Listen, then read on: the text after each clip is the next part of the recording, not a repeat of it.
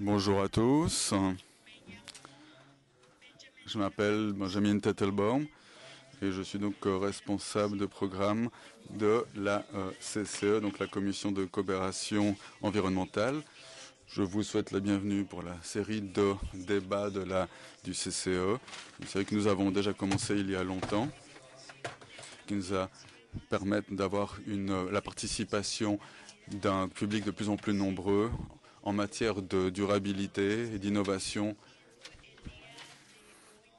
qui sera donc le thème de notre débat d'aujourd'hui avec un public plus nombreux, puisque nous allons retransmettre cette réunion via webcast. Cette réunion sera donc couverte en espagnol, en anglais et en français, afin que ceux qui écouteront la traduction à l'espagnol, c'est donc le numéro 1, de l'espagnol le canal 2 et le canal 3 pour le français. Nous allons donc commencer par une introduction du projet que nous allons débattre aujourd'hui. Comme vous le savez, le secteur automobile est l'un des secteurs où la chaîne d'approvisionnement en Amérique du Nord est extrêmement importante. L'industrie automobile est une industrie globale. Et ici, nous allons donc nous centrer sur cette industrie au Canada, Mexique et États-Unis, et sur les procédés de fabrication de cette industrie en Amérique du Nord, les défis que cette industrie affronte en matière environnementale, et de rendre durable cette industrie grâce aux innovations et aussi grâce à un processus de restructuration. Ce projet tente de rendre cette chaîne d'approvisionnement plus durable, de trouver les liens possibles entre les trois pays et les différents secteurs à l'intérieur du secteur automobile, en utilisant notamment des matériaux recyclables, une meilleure gestion des matériaux, des déchets, ainsi qu'une meilleure gestion de l'eau. Puisque il s'agit notamment d'améliorer la gestion de l'eau, non seulement dans les régions où l'eau manque, mais d'une façon générale. Donc, tout a commencé avec une initiative qui a été lancée aux États-Unis, avec l'association des fournisseurs pour cette industrie. Je profite pour souhaiter la bienvenue aux représentants de cette société ici. Donc, aux États-Unis, l'EPA, donc l'agence de protection de l'environnement américaine, a donc utilisé ce modèle, et nous avons eu du succès dans cette voie. Il y a un long chemin à parcourir pour comprendre la réalité des différents pays et comprendre comment fonctionne la chaîne d'approvisionnement et la meilleure manière de la soutenir. Nous voyons aujourd'hui les résultats de cette initiative, qui sont des résultats très positifs pour les trois pays impliqués. Nous allons donc vous montrer quelles sont les meilleures pratiques qui ont été développées, afin de partager cette expérience avec vous. Et nous allons tenter également de voir comment cette expérience peut être élargie, et comment le processus d'innovation en matière de fabrication nous a également aidé à améliorer cette question. Je vais à présent vous présenter les différents participants. Je vous présente d'abord Matt Rush, qui travaille dans le secteur automobile. Et ce sera donc lui le modérateur de ce panel. Je lui cède la parole ainsi qu'aux autres participants. Bienvenue à tous. Bienvenue à tous les participants ici. Certains d'entre vous connaissent déjà mon travail. Je crois qu'il y a un problème avec le micro. Une seconde, s'il vous plaît.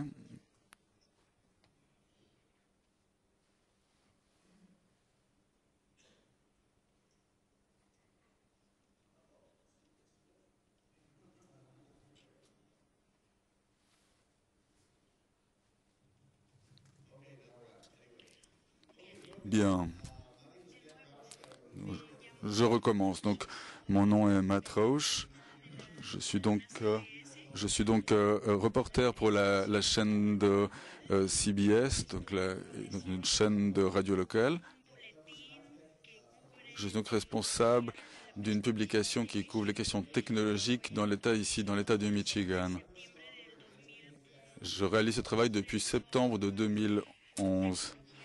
Donc on parle donc de logiciels, de technologies renouvelables, de procédés industriels. Ce sont donc les questions qui m'intéressent. Et donc il s'agit également de certains thèmes que nous allons débattre aujourd'hui. Et donc nous allons donc parler ici aujourd'hui de procédés durables en matière de production de véhicules. Les procédés industriels en général pour cette industrie. Si vous désirez lire ce que j'écris, je peux vous transmettre mon adresse internet, donc cbs.com.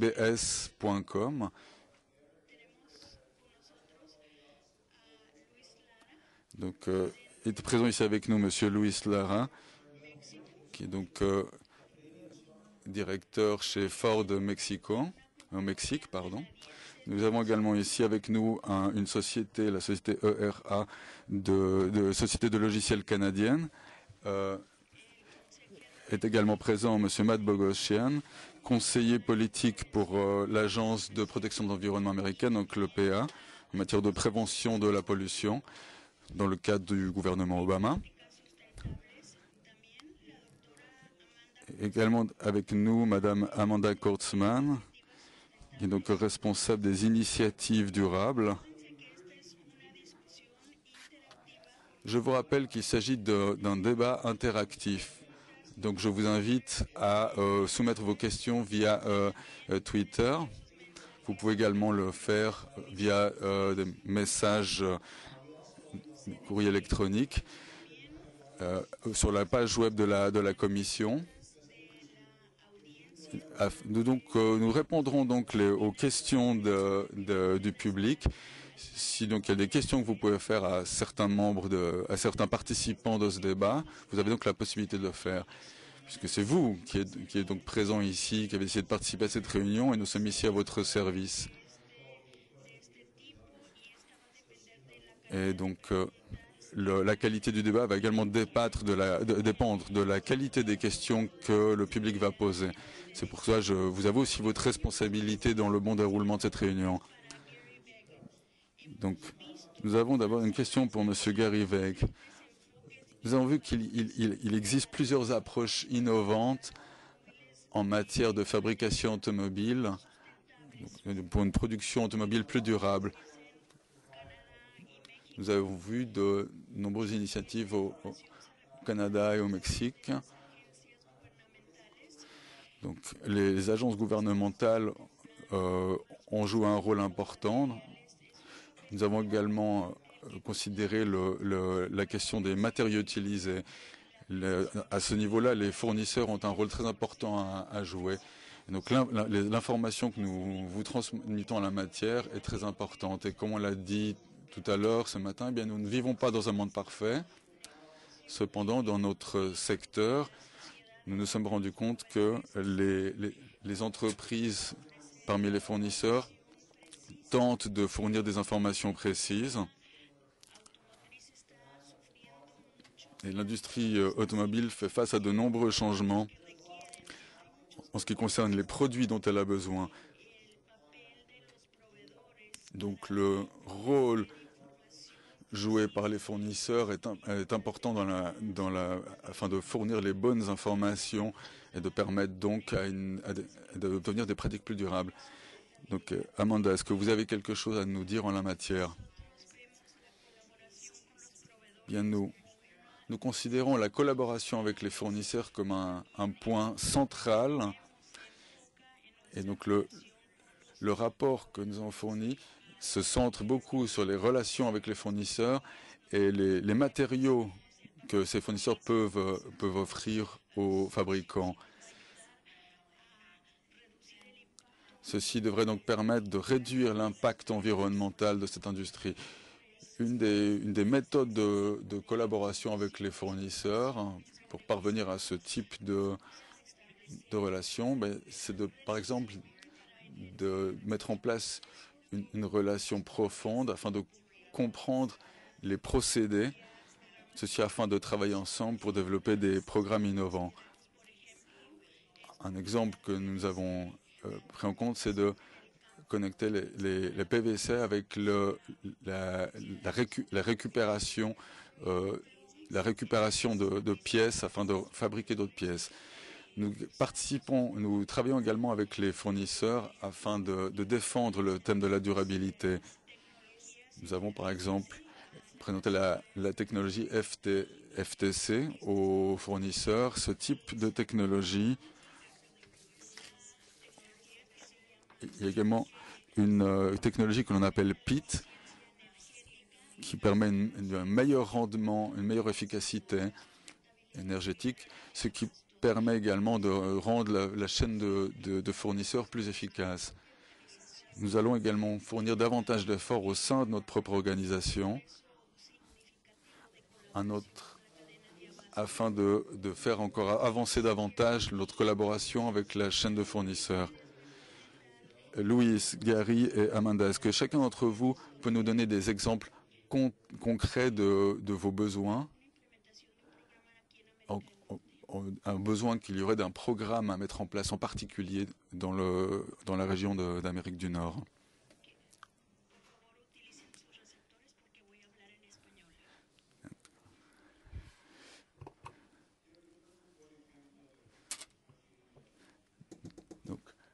Donc, le micro n'est pas bien branché, la cabine ne peut pas traduire.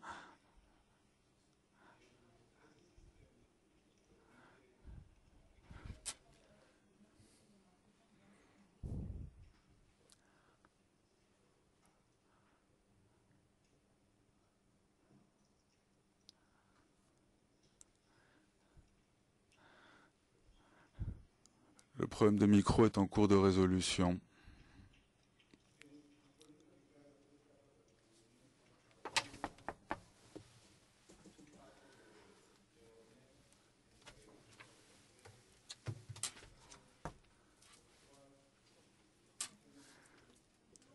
Le micro ne fonctionne toujours pas, la cabine ne peut pas interpréter.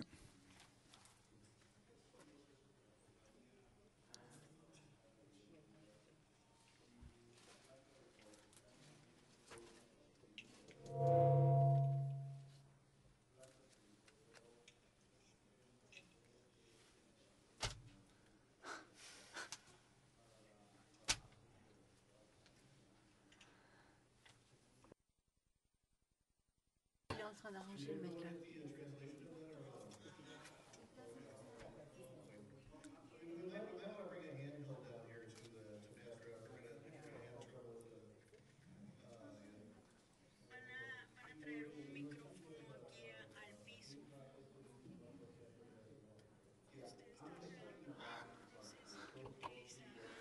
Je parlais donc d'un système qui s'appelle 3WIT. Il s'agit d'un système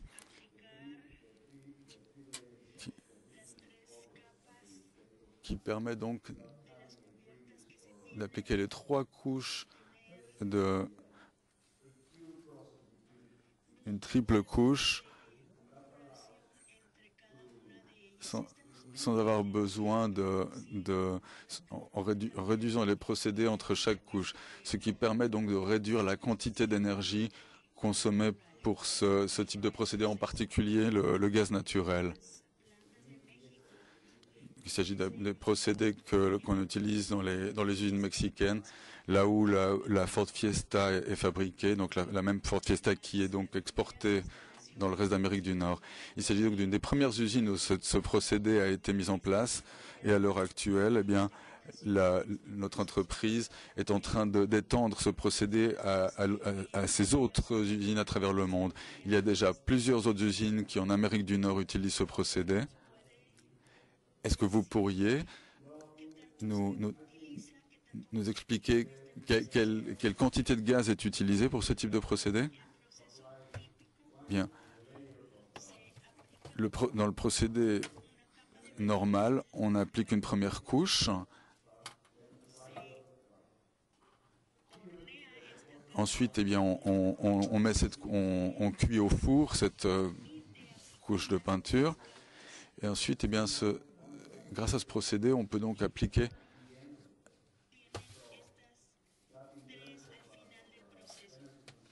eh bien, on peut donc appliquer ces 3 couches rapidement.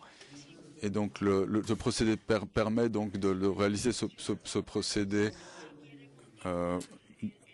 de façon plus simple. Apparemment, la traduction, le micro fonctionne, donc vous pourriez continuer en espagnol. Est-ce qu'il y a, Gary, est-ce qu'il y a un autre, Amanda, est-ce qu'il y a d'autres exemples concrets que vous voudriez nous donner? Bien, nous avons déjà eu un débat similaire en matière des procédés FDC. Un autre exemple de collaboration avec les fournisseurs, eh bien, c'est que quand on sait que Federal Mogul est en train de développer un procédé pour utiliser du carton. Nous sommes au début de cette collaboration. Nous sommes en train donc en discussion avec les fournisseurs afin de voir qu'est-ce qu'ils ont à nous proposer. Bien, parlons à présent de la collaboration entre le secteur public et privé, donc le secteur privé et les agences gouvernementales en matière d'environnement. Tout ceci donc afin de faire avancer la question de la durabilité. Je ne sais pas si vous avez entendu la blague que vient de faire notre panéliste. Donc, l'EPA est donc en train de travailler sur les règles qui vont être mises en place en matière de production, également afin de fomenter les innovations.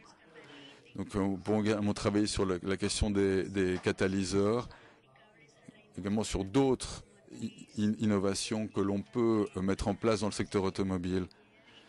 Il y a également les innovations dont nous avons parlé hier. À l'université de Georgetown, nous avons débattu de ces technologies. Donc nous sommes en train de faire un travail afin de faire travailler ensemble plusieurs agences afin de travailler de manière plus intelligente, afin de non seulement d'établir de nouveaux standards, mais en plus de parvenir à des résultats au-dessus des standards. Par exemple, il existe le programme appelé Energy Star. On sait que quand on achète un appareil électroménager, eh bien, cet appareil, si cet appareil possède la certification Energy Star, eh bien, il s'agit d'un appareil plus économique. Donc nous avons développé un partenariat sur 10 ans avec le ministère du Commerce, au département des technologies, de l'innovation technologique. Nous avons également une autre initiative qui nous permet de collaborer avec 50 États différents afin d'établir des relations avec les usines des fournisseurs. Peut-être que certains d'entre vous connaissent M. Tom Mary, qui est donc un scientifique qui travaille pour nous.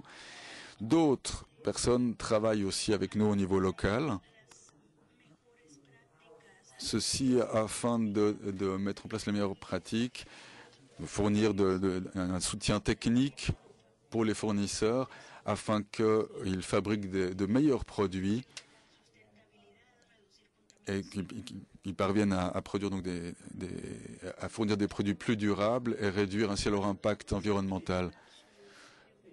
J'aimerais vous inviter tous à poser vos questions, les gens ici présents dans le public. Voici une question que nous a soumise par courrier électronique de M. Michel Martinez. Donc est-ce que avec les standards appliqués au Mexique en matière d'émissions de CO2, est-ce que le Mexique est à la hauteur au niveau international? Alors, le Mexique est le deuxième pays à avoir établi des normes en matière de changement climatique, de réchauffement climatique. Je parle donc de l'année 2012. Et à l'heure actuelle, eh bien, un débat est en cours sur les règles à appliquer pour respecter les normes établies en 2012. J'aimerais également souligner que le Mexique participe à des programmes volontaires. Le pays fait notamment partie d'une initiative volontaire afin de rapporter ces émissions de CO2.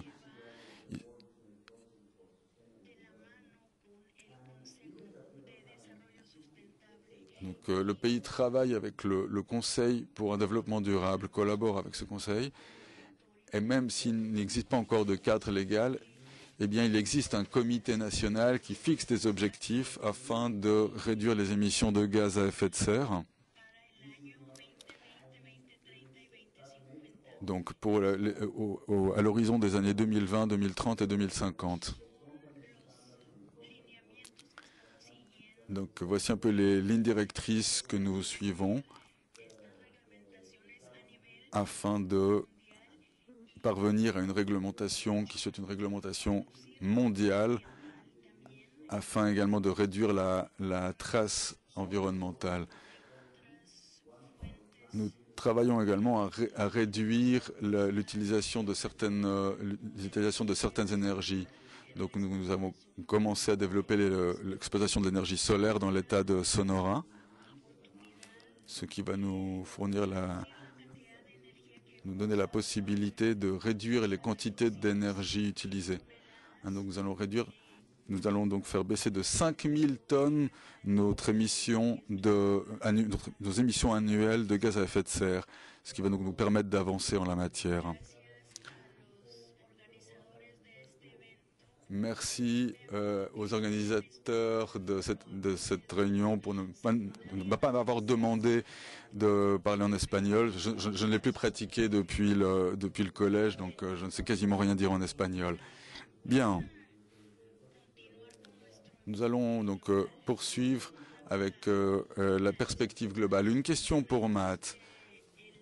Quels sont les défis de l'industrie automobile en particulier et comment la comparer avec les défis dans le reste du monde? Donc, de même que les autres entreprises, nos défis varient au niveau global. Nous recherchons des moyens de réinvestissement pour augmenter la valeur et notre position de leadership sera augmentée également. Nous nous référons aux déchets en particulier. Nous avons des différences au niveau de l'infrastructure qui est disponible au niveau du monde en ce qui concerne le recyclage.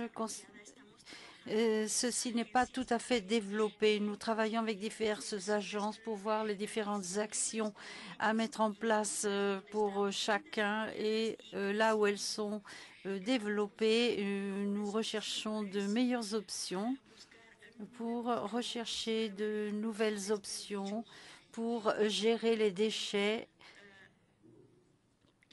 Ceci, nous pouvons le prendre en compte selon chaque région.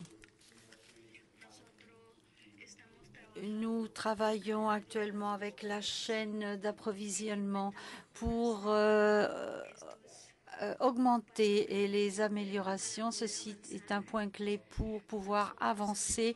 Nous savons que l'OEC travaille dans la fabrication de produits durables et affine ses opérations de diverses façons en manufacture svelte et en modifiant d'autres plans supplémentaires pour réduire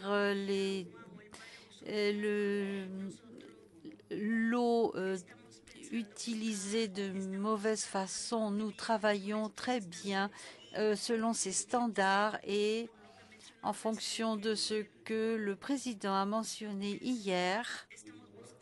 Nous recherchons plus de leadership international plus de partenariats. Nous allons apprendre des autres, mais nous pouvons également enseigner à partir de l'exemple. Comment allons-nous réussir cela? Et c'est ce qui est sponsorisé par certaines marques de produits automobiles. C'est un but réaliste, ceci, ou qu'en pensez-vous?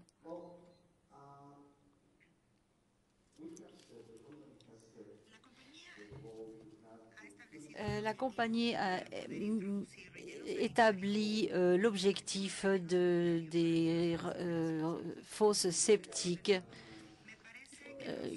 qu'il y a dans le monde entier. Non, il me semble que dans certains pays d'Europe, en raison du fait qu'il y a des problèmes de manque de terrain utilisable pour les fosses sceptiques, ils ont introduit ce type de fosses sceptiques, par exemple, avec des déchets dans d'autres secteurs comme le Mexique. Nous travaillons sur cela en raison du fait, en raison des objectifs déjà prévus. Nous développons cela de façon substantielle pour éliminer la quantité de déchets que nous générons.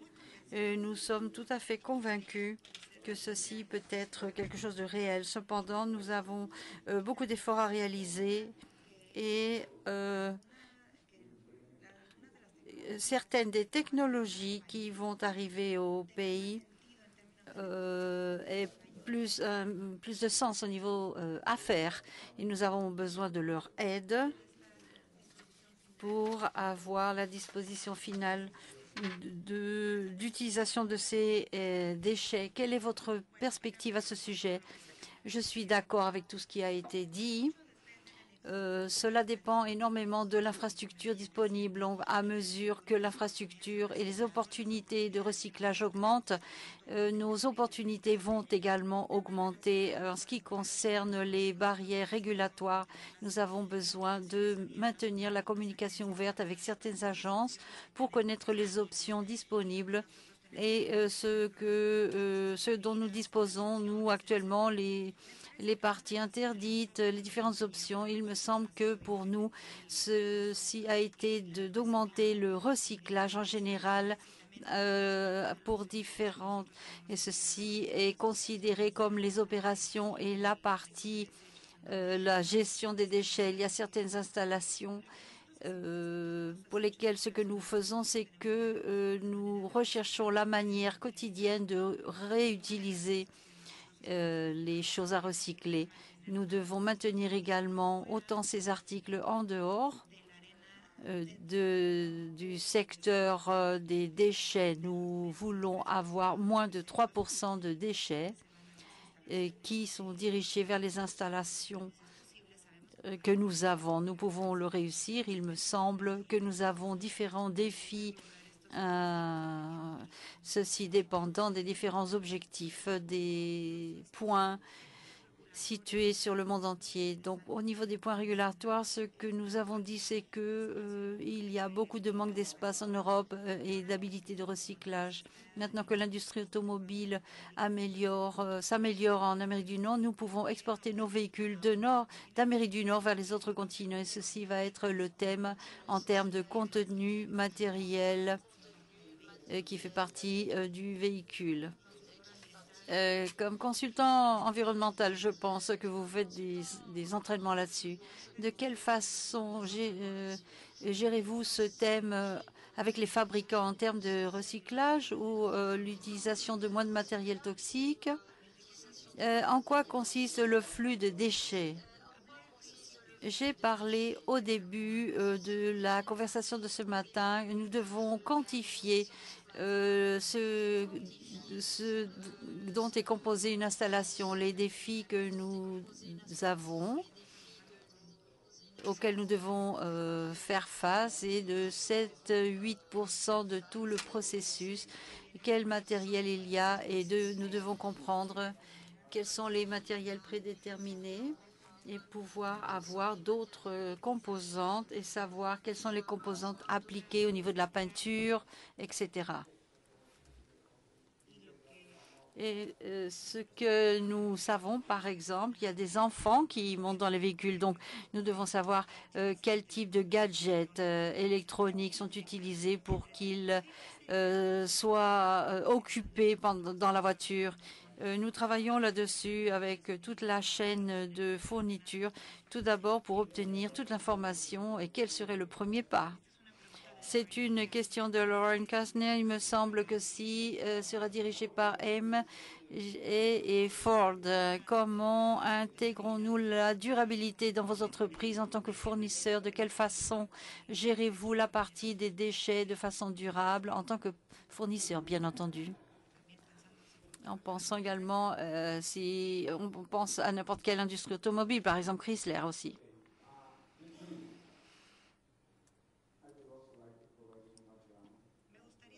J'aimerais donner un petit peu d'antécédents sur ce thème. Si je m'en souviens, en 1989, la compagnie a décidé que toutes ces installations et fabriques devaient travailler au niveau mondial avec une certification. La compagnie a précisé que tous les fournisseurs devait avoir cette identification. Il me semble que ceci a été le premier pas à avoir une chaîne de fourniture durable. Beaucoup de ces étapes ont été déjà faites, mais la base a été mise en place il y a de nombreuses années où nous voulions continuer à être le seul fournisseur. Nous devons assurer de façon certaine que nous soyons adaptés à la partie environnementale. Pour cela, chaque fournisseur qui travaille avec Ford a besoin de démontrer qu'il y a certaines politiques mises en place et certains systèmes qui vont en accord avec toutes les politiques environnementales. Nous avons également ces critères, un critère similaire. Il me semble que l'une des choses que nous faisons, c'est ce que vous avez mentionné tout à l'heure. Nous essayons de favoriser la durabilité sur toute la chaîne de fourniture et en travaillant avec dans différents secteurs, dans différentes ambiances, par exemple avec la chaîne d'autres entreprises pour mettre en place des pratiques, également avec la chaîne de production pour appuyer différentes entreprises, par exemple le groupe de consultants de gaz à effet de serre. Nous travaillons également dans certaines cérémonies où nous sommes présents et où nous participons au niveau des incidents qui peuvent exister. On appuie différentes pratiques écologiques pour améliorer les objectifs, les projets innovateurs et également ceci nous aide à réduire l'impact environnemental et nous essayons d'élever ainsi le niveau au niveau des pratiques environnementales. Ceci nous permet d'évoluer depuis les 10 dernières années. Ceci est la relation qui existe car le point c'est la partie durable, la relation que nous avons entre le fait de faire de l'argent et respecter l'engagement que nous avons au niveau environnemental. Ceci a été discuté au cours des 10 dernières années. Ici, selon les commentaires de mes collègues, nous arrivons au point clé où nous avons précisé qu'il y a une relation très importante. On peut faire beaucoup d'argent, mais en même temps, il faut être une entreprise environnementale particulièrement responsable. C'est quelque chose qui nous a mené vers un point important en ce qui concerne la chaîne de fourniture et nous pouvons aider et être une partie de l'équation pour combler les brèches et avec les fournisseurs de petite envergure, par exemple, qui ont besoin de certaines choses pour améliorer leur processus, ainsi que pour gagner beaucoup d'argent, comme je l'ai dit, mais aussi pour créer des emplois tout en restant responsablement écologique. Nous avons mené certains ateliers où nous avons fait venir certaines personnes dans le but de faire améliorer leurs installations, par exemple au niveau électrique. Ceci nous apporte des avantages environnementaux, mais nous donne aussi des récompenses au niveau des efforts que nous faisons. Et en même temps, nous avons de meilleures ressources, de meilleures recettes également. Il y a environ 20 ans, nous avons travaillé avec une des premières entreprises qui travaillait selon ces règles au niveau des entreprises propres. Et nous avons commencé à travailler avec eux. Ils développaient certaines normes et de meilleures pratiques. Ils se sont rendus compte qu'après quelques années de travail, ils pouvaient réduire l'utilisation de différentes choses, par exemple le cuivre, etc. Non? Donc ceci, à la fin, a été traduit en réduction de frais, puisque ceci nous a aidé à améliorer nos systèmes. Une autre question qui nous arrive par le courrier électronique. Je voudrais ouvrir ici le forum à l'université pour voir si quelqu'un a une question ou un commence. Qui est le premier courageux qui veut commencer avec la première question? J'ai une question ici de la part des auditeurs. Steve, quelles sont les actions prises pour gérer les défis en rapport avec l'eau? Ici à Détroit, nous sommes dans un secteur privilégié, mais comment est-ce que cela est géré par d'autres secteurs? Quand nous essayons d'agir selon les conditions qui nous sont données, et nous sommes beaucoup plus motivés pour mettre en place certains plans comme ceux que nous avons mis en place au Mexique. Dans les installations au Mexique, par exemple, nous avons disons, l'eau potable est utilisée pour la consommation personnelle. Le reste vient de différentes sources et celles-ci viennent de nos installations de gestion des déchets, de recyclage des déchets. Nous traitons l'eau pour lui donner une qualité spécifique. Nous traitons l'eau pour pouvoir l'utiliser, la réutiliser. Et nous avons pour cela différents processus. Dans certains secteurs, nous utilisons l'eau recyclée. Et en faisant cela, au Mexique, par exemple, les installations dont nous disposons sont les meilleures du monde en consommation d'eau par unité, c'est-à-dire par personne. Nous avons atteint le niveau excellent pour notre usine de traitement d'eau à Chihuahua, où l'eau est seulement utilisée pour la consommation personnelle. Nous sommes sur le point d'atteindre ce niveau également pour 2014 avec l'usine de traitement de Cuautitlán et celle de la ville d'Hermosillo. L'eau est un élément très important, quelque chose que je voudrais mentionner. Et c'est que quand nous économisons l'eau, nous économisons de l'énergie. Et en réduisant l'eau au niveau du carbone, nous avons besoin d'avoir cela en tête. C'est très important car pour pouvoir avoir une disponibilité en eau, on dépense énormément d'énergie pour avoir la disponibilité de cette eau. Par exemple, au Mexique, dans les banlieues ou dans les zones urbaines, 40% des eaux utilisées viennent des barrages qui sont à moins de 200 km de la ville. Et pas seulement cela.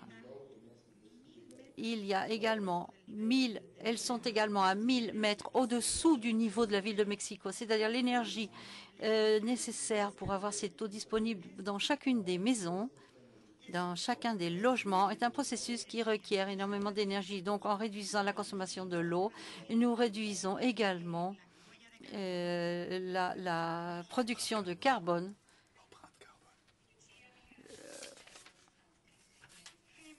Et General Motors a un engagement pour 2020 et ce que nous avons fait, c'est que nous avons commencé à analyser quels étaient les indicateurs de développement principaux pour nos installations et opérations et autour de ces données, nous pouvons atteindre ces objectifs. Et c'était de réduire l'intensité de l'utilisation de l'eau d'environ 15% pour l'année 2020. Mais quand nous parlons de certains secteurs où il y a un manque d'eau, par exemple ce que vient de dire le Mexique, nous avons une usine de traitement à San Luis Potosí où nous avons installé un système afin de minimiser l'utilisation de l'eau en provenance des manteaux aquifères. De cette façon, ceci nous permet d'économiser 90% de l'eau que nous utilisons.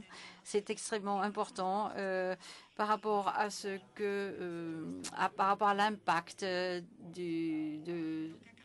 l'utilisation de l'eau. Ce que vient de dire Louis en termes de l'eau et de l'énergie, par exemple pour les étudiants d'ici, c'est très important qu'ils pensent sur une vision plus disciplinaire. Il me semble que ceci ajoute une valeur à cette science que nous faisons au niveau de la durabilité, car ce n'est pas seulement un thème de l'eau, eau, énergie, matériel, ressources, et l'un affecte l'autre, et c'est quelque chose de très complexe. C'est une façon très importante de pouvoir analyser chacun de ces thèmes à mesure que nous avançons. J'ai ici quelques questions de Twitter auxquelles je voudrais répondre. Je sais qu'aucun de vous n'est dans le secteur du marketing, mais vous êtes dans l'industrie automobile. Donc, ce que vous vendez, évidemment, c'est la liberté. Et c'est très amusant de conduire, etc., etc. C'est très important au niveau de vendre. Mais au niveau écologique, est-ce que vous vendez réellement quelque chose que nous, par exemple, nous proposons en tant que véhicule écologique? Ça se vend, ça? Qui est-ce qui voudrait répondre à cette question? Nous avons traité des véhicules pendant 2 ans et demi et ce que nous voyons, c'est que la voiture a la même apparence. Il me semble que le thème le plus important ici est la question de l'éducation. L'éducation est un point clé afin de pouvoir se rendre compte que les gens n'ont pas besoin d'avoir une charge terrible de la batterie pour pouvoir conduire. Quand nous analysons la partie des véhicules électroniques aux États-Unis, on disait que 75% de ceux-ci pouvaient avancer à 40 000 miles par jour. Qu'est-ce qui est le plus adapté pour l'utilisation du combustible, etc. Qu'est-ce que tu penses? Les consommateurs, très certainement, aiment avoir avec eux l'idée de la durabilité, l'utilisation de technologies. Ils vont pouvoir répondre à ses besoins. Donc, la consommateur veut un produit qui soit fonctionnel. Et nous voulons maintenir toute cette stratégie pour élever les standards en termes de technologies disponibles pour produire des voitures plus écologiques et en même temps qui répondent aux attentes du consommateur. C'est très important. Nous sommes déjà acheminés sur cette idée là où on assume justement toute cette partie écologique et la partie des déchets, par exemple la partie fabrication la plus avancée. Ceci est un exemple de l'innovation émergente, la technologie qui avance au niveau de l'efficacité, qui va être chaque fois meilleure, bonne ou meilleure. Par exemple, 50% de moins d'utilisation de certains matériaux, 90% de plus au niveau écologique. Ces innovations vont nous aider à améliorer les processus où ce ne sera pas un échange, ce sera quelque chose que dont nous devons disposer. Non? Comme on l'a mentionné, s'il y a une grande variété de technologies disponibles sur le marché, il me semble que maintenant les personnes sont beaucoup plus conscientes de la trace que chacun d'entre nous laissons en matière environnementale.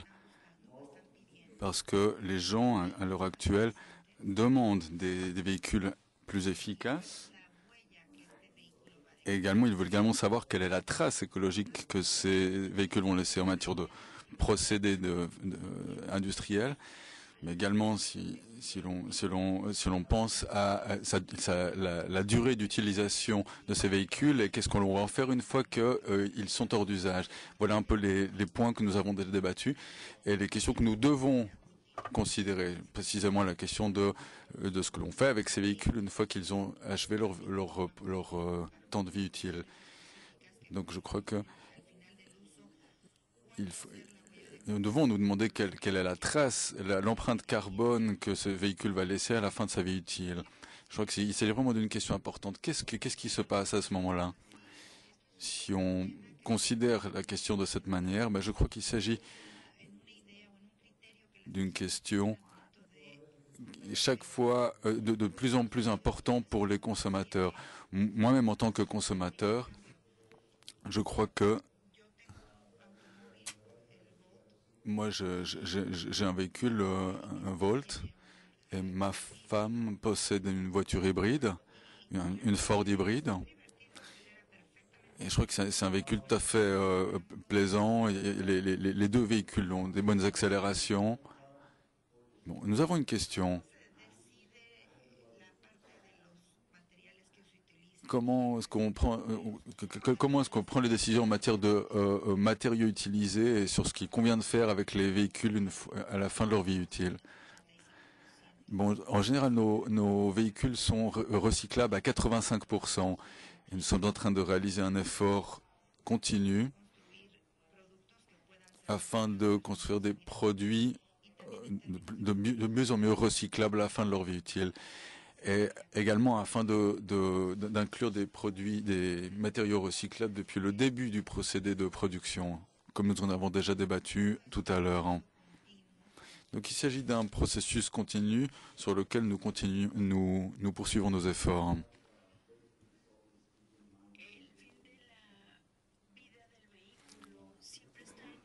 La question de la fin de la vie utile est considérée depuis le moment de la conception du véhicule. Il s'agit de faire en sorte que l'on améliore ces procédures, de parvenir à réduire ou, dans certains cas, d'éliminer totalement certains composants polluants. Nos produits sont conçus avec cet objectif en ligne de mire. Et nous ne savons pas si, dans un futur proche, peut-être nous parviendrons à construire des véhicules recyclables à 100%. Peut-être de parvenir à éliminer totalement les déchets.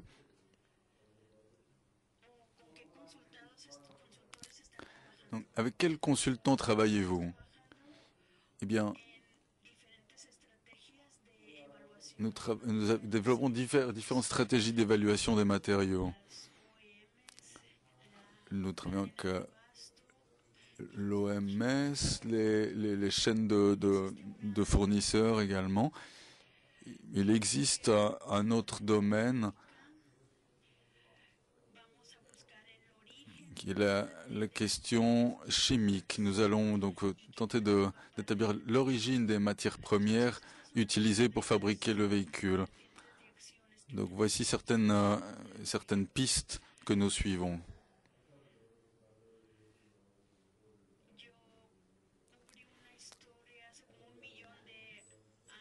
Il y a environ 1 million d'années, j'ai couvert, que je me trouve à Kalamazoo, j'ai couvert une question de ce type. Oui, je crois que les standards ont beaucoup évolué en matière de consommation par kilomètre et de la manière avec laquelle les fabricants travaillent, le type de recherche réalisée en matière de matériaux. Et ces changements vont se poursuivre. Bon, une question nous est parvenue via Twitter, une question de Chams. Comment est-ce que on travaille pour établir la durée de vie utile d'un véhicule? Quelles sont les méthodes pour l'établir? Bien, notre travail à l'heure actuelle consiste à regrouper toute l'information, ceci afin de fournir un rapport en matière de toxicité des matériaux utilisés. On parlera de cette question demain d'ailleurs. Et donc il s'agit d'établir notamment le degré de dangerosité des matériaux utilisés dans la fabrication du véhicule. Il s'agit réellement d'un défi parce qu'il n'existe pas de solution simple en la matière.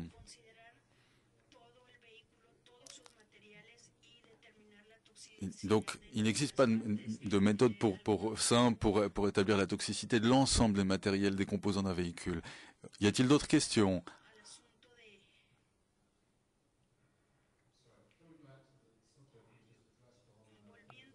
Alors, pour revenir à la question que vous avez évoquée tout à l'heure, dans d'autres régions du monde, puisque l'on parle de l'industrie automobile est une industrie mondiale, bien dans d'autres parties du monde, on dépend notamment de beaucoup du continent asiatique dans cette industrie. Donc, quelles sont par exemple les leçons que nous pourrions tirer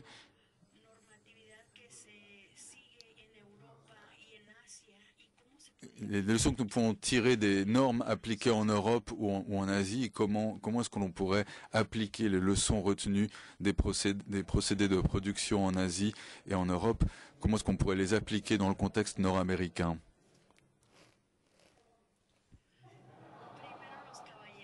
Bien, les hommes d'abord.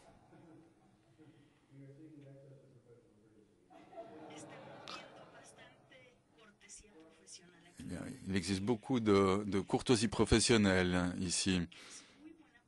Mais il me semble que c'est une très bonne question.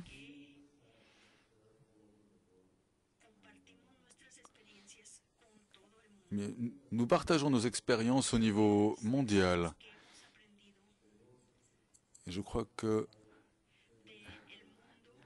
les leçons que nous pouvons tirer de ce qui se passe ailleurs dans le monde, eh bien, nous les appliquons. Pour vous donner un exemple, eh bien, je fais partie du bureau de qualité environnementale chez Ford.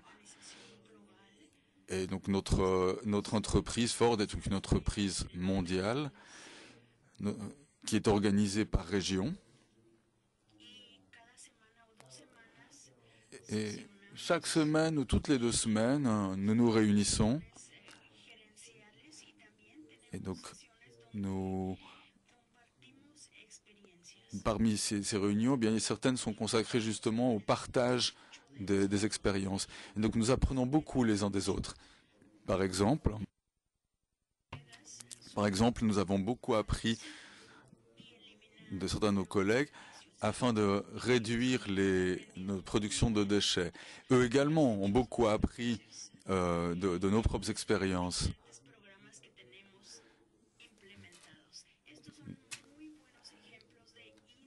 Donc je crois qu'il s'agit de très bons exemples de partage de leçons que nous avons pu retenir.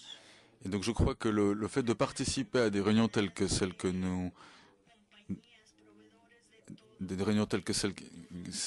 avons aujourd'hui, eh bien elles fournissent également la possibilité de débattre avec nos collègues. Il s'agit vraiment d'opportunités tout à fait extrêmement importantes pour apprendre. Je ne peux pas répondre à cette question pour les autres, je ne sais pas tout, mais en matière de procédés, ce que je peux dire, c'est que nous partageons les meilleures pratiques. Si par exemple une certaine région au niveau de notre entreprise suit des procédés qui permettent à améliorer notre performance environnementale, eh bien, elle aide le reste de l'entreprise à faire de même. Donc, je crois que cette question est très intéressante puisque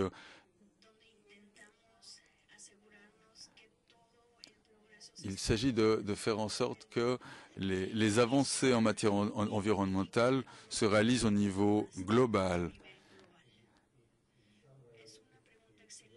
Je crois qu'il s'agit d'une très bonne question parce que, d'une certaine façon, certains pensent que les solutions doivent venir du gouvernement. Les gouvernements font partie de la solution, mais ils ne sont pas tout. Je crois que nous devons également tenir compte des résultats obtenus grâce aux pratiques volontaires. Si on pense à la question des phares, eh bien nous avons obtenu de très bons résultats avec des pratiques volontaires. Nous avons pu développer des meilleures pratiques. Nous travaillons main dans la main avec des ingénieurs et des scientifiques qui nous aident à améliorer nos standards dans certains secteurs. Nous travaillons également, nous participons à un programme à améliorer les composants chimiques utilisés.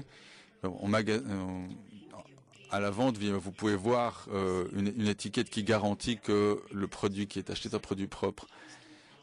Et donc ceci est le résultat de l'utilisation de produits plus propres. Et donc ce que je dis est valable pour l'ensemble des secteurs de production automobile.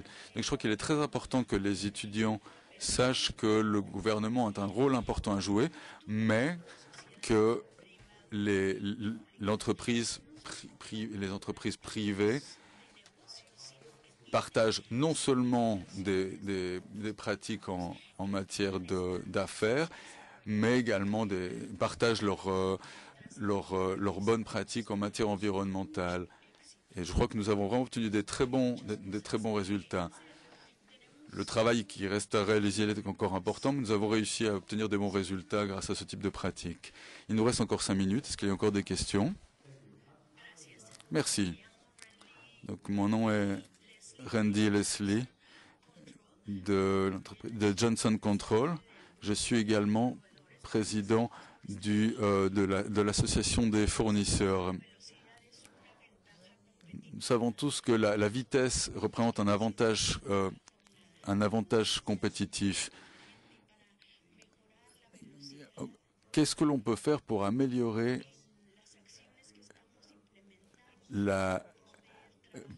réussir à appliquer les bonnes pratiques plus rapidement afin de faire avancer la durabilité et de faire également avancer notre avantage compétitif dans le secteur automobile?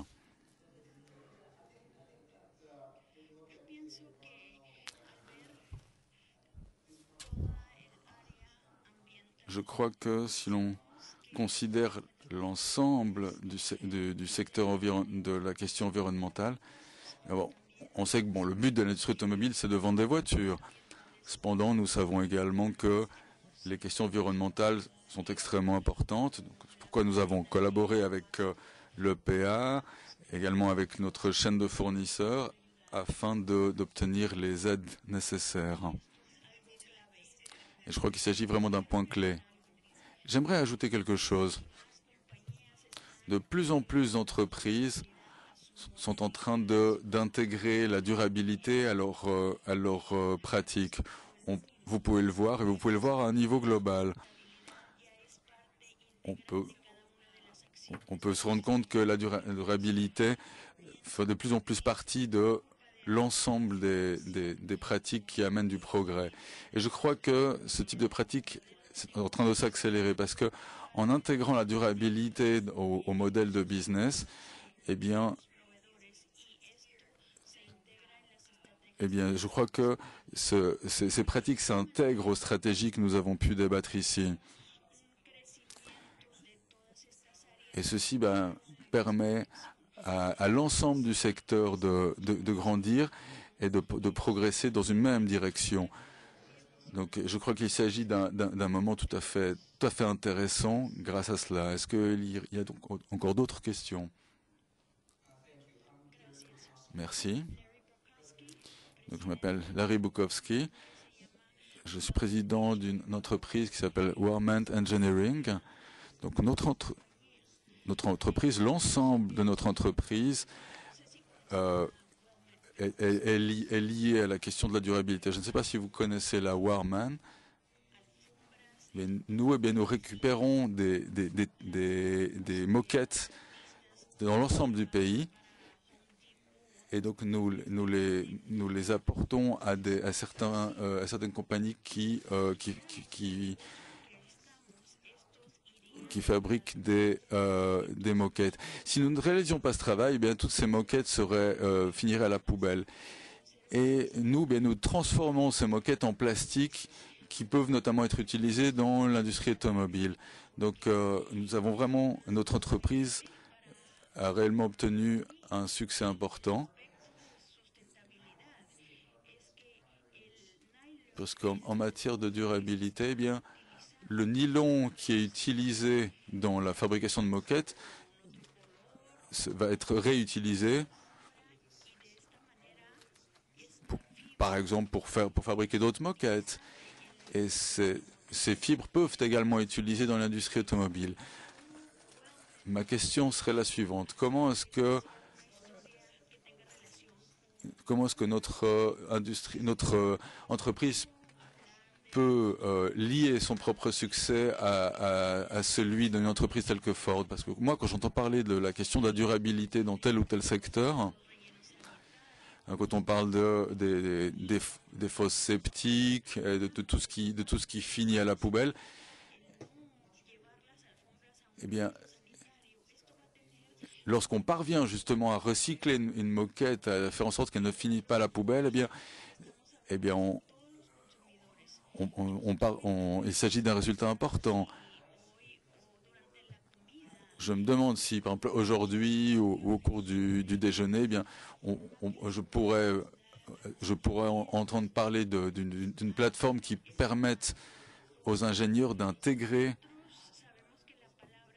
ce type de pratique. Nous savons que le mot recyclage est un mot très important. Il ne s'agit pas de...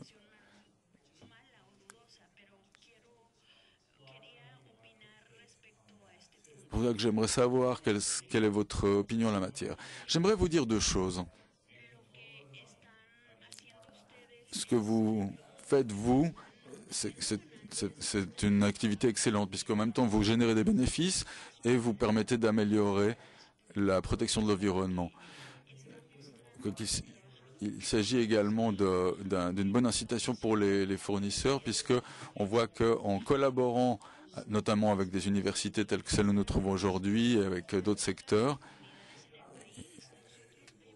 eh bien, on peut également voir que le gouvernement a un rôle important à jouer afin de transmettre ces messages.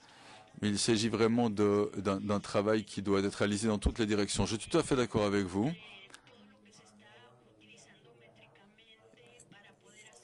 Eh bien, nous devons parvenir à faire évoluer nos pratiques afin de parvenir à intégrer l'ensemble des éléments et afin également de permettre de diffuser mieux les informations. Très bonne question. Donc nous sommes il est donc midi 34.